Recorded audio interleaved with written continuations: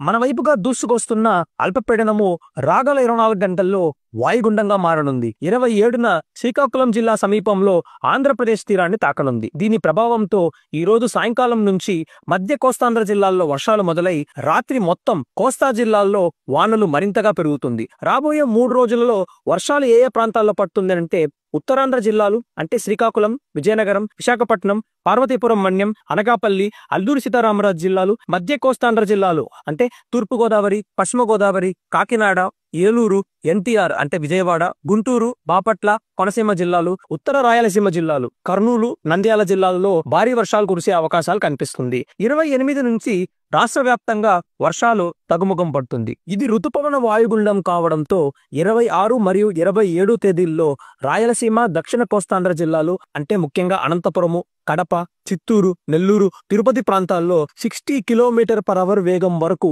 బలమైన ఈదురుగాలులు వీచే సూచనలు ఉన్నాయి.